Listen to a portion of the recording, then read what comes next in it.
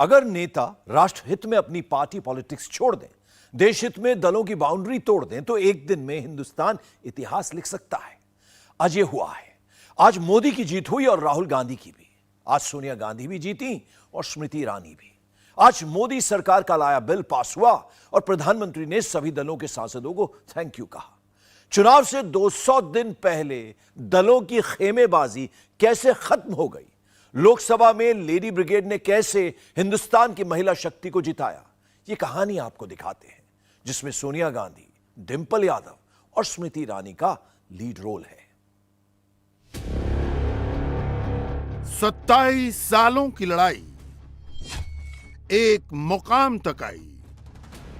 नारी शक्ति का वंदन है, हर दल से अभिनंदन है, मगर अभी भी किंतु परंतु का क्रंदन है। मगर क्रिटिसिज्म के हर क्रंदन को महिलाओं के शोबे की मिनिस्टर स्मृति ईरानी ने करारा जवाब दिया। संसद में संविधान का सहारा लेकर दिया। स्मृति ईरानी का सधा हुआ जवाब भी नारी शक्ति का ही प्रतिबिंब था। बार बार बिल का क्रेडिट मांग रही कांग्रेस को स्मृति ने अपने बयान से आईना दिखाया। ये कथन कि अभी क्यों नहीं और ये वक्त हमारा बिल है तो अभी करिए, तो महोदय ये उस बिल की प्रति है जिनको वो हमारा कहते हैं। उसमें अगर आप दूसरे पृष्ठ पे 2B और 3B पढ़ें, और ये वो है जो कांग्रेस पार्टी कहती है यूपीए की सरकार में राज्यसभा में पारित हुआ और फिर लोकसभा में प्रस्तुत हुआ। अगर आप इस पृष्ठ पर ये दोनों छंद पढ़ें तो यूपीए जिसकी अध्यक्षा श्रीमती सोनिया गांधी हैं, उन्होंने कहा है No seat shall be reserved for women belonging to scheduled castes, scheduled tribes in the third general elections.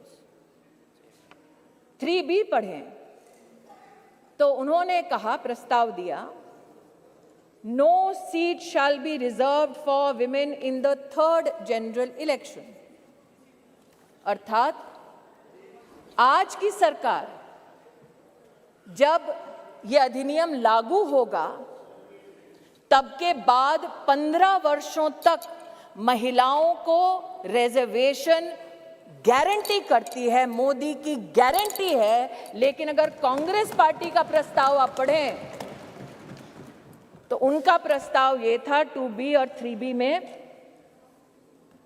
कि no seat shall be reserved for women and SC/STs in the third general election. No seat shall be reserved for women in the third general election. Congress का प्रस्ताव था कि 10 साल औरतें मेहनत करें, लेकिन 15वें साल में आपका अधिकार आपसे छीना जाएगा। आज मैं अभिनंदन करती हूं प्रधानमंत्री जी का, हमारे न्याय मंत्री का, जिन्होंने कांग्रेस की इस अभिलाषा को निराश किया। कांग्रेस अपने कार्यकाल में बिल पास नहीं करा पाई। अब सोनिया गांधी पूछ रही हैं कि बिल पास हो गया, महिलाओं को आरक्षण मिलेगा कब? एक सांस में वो सदन के भीतर सालों की संख्या गिना गई। मैं एक सवाल पूछना चाहती हूँ।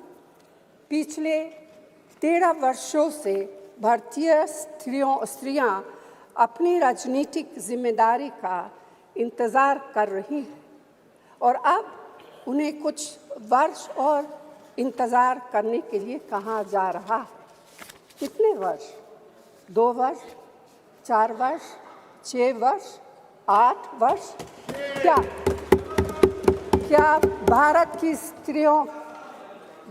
स्त्रियों के साथ बर्ताव उचित है? भारतीय राष्ट्रीय कांग्रेस की मांग है कि यह बिल फौरन अमल में लाए जाए, लेकिन इसके साथ ही कास्ट सेंसस कराकर शेड्यूल ट्राइब, ओबीसीज की महिलाओं के आरक्षण की व्यवस्था की भी जाए। सरकार को इसे साकार करने के लिए भी जो कदम उठाने की जरूरत है वह उठाने ही चाहिए। कांग्रेस के विरोधी तंज करते हैं, अगर सोनिया ने महिला आरक्षण दिलवा दिया होता तो राहुल गांधी आज पीएम होते। दरअसल जब महिला आरक्षण बिल की सदन में वापसी हुई, वो सड़क से संसद तक हर जगह कहती रहीं ये बिल अपना है। इसी बखान को संसद में दोहराते हुए पूर्व प्रधानमंत्री स्वर्गीय पीवी नरसिम्हा राव का भी जिक्र किया। फिर क्या था, इस स्मृति को कांग्रेस की दुखती रग दबाने का मौका मिल गया। महोदय, they say success has many fathers and failure has none. और इसीलिए कल जब ये प्रस्ताव सदन में आया तो कुछ लोगों ने कहा हमारा बिल है, कुछ लोगों ने कहा हमने चिट्ठी लिखी, कुछ लोगों ने कहा कि ये पूरा का पूरा संवैधानिक निर्माण हमारा था। आज ऐसी एक सम्मानित नेत्री ने सदन में अपना वक्तव्य रखा, लेकिन उनका मैं एक विशेष रूप से आभार व्यक्त करती हूं कि 2 विषयों पर उन्होंने ऑन रिकॉर्ड स्पष्टीकरण दिया है। हमको बार बार बतलाया जाता कि एक विशेष परिवार ने 73rd, 74th amendment to the constitution पारित करवाया।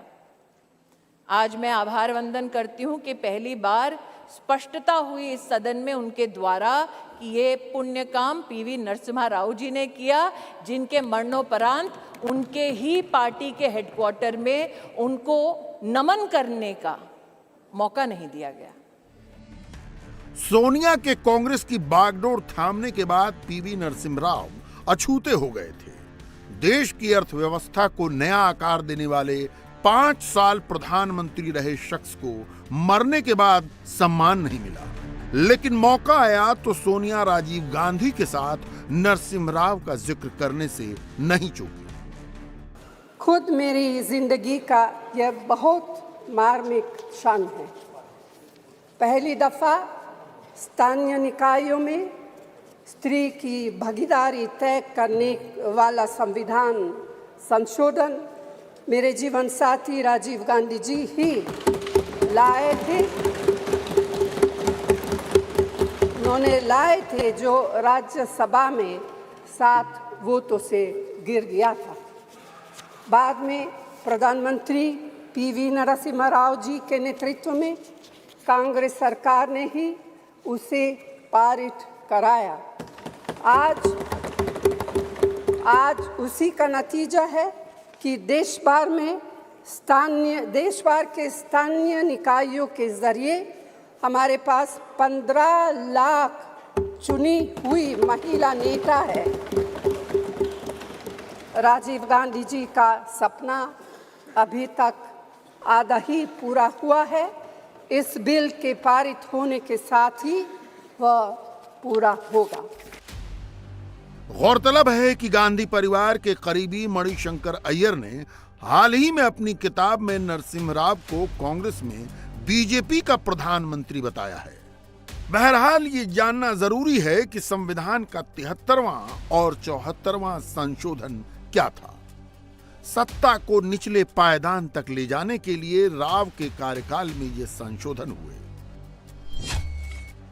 73वां संशोधन ग्राम पंचायतों की स्वायत्तता से संबंधित है, जबकि 74वां संशोधन नगर निकायों को स्थापित करने के लिए है।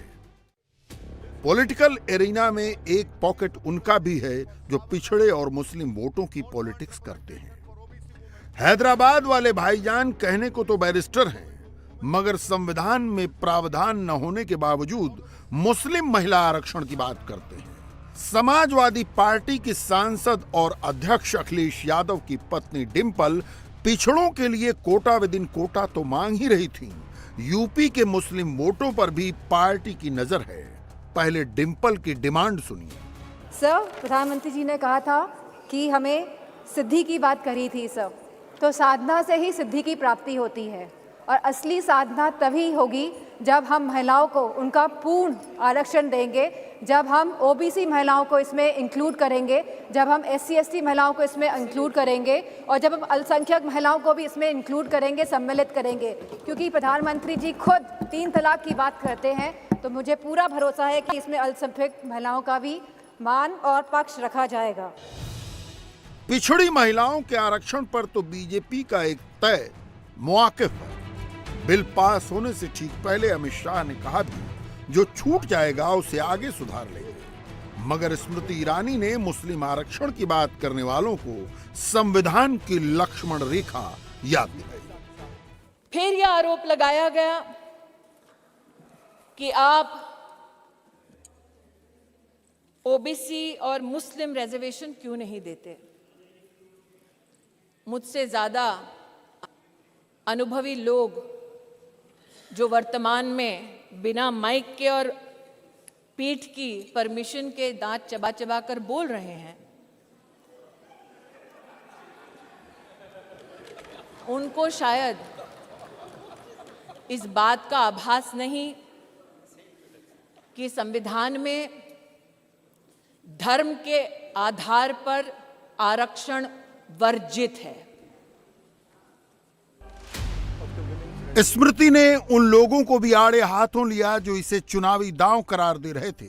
लोकसभा से बिल पास होने के बाद उन्होंने इंडिया टीवी से क्या कहा, सुनिए। महिला आरक्षण बिल जो है वो पास हो गया लोकसभा से, क्या कहेंगे मैम? मैं इतना ही कहूंगी, पहला पड़ाव है।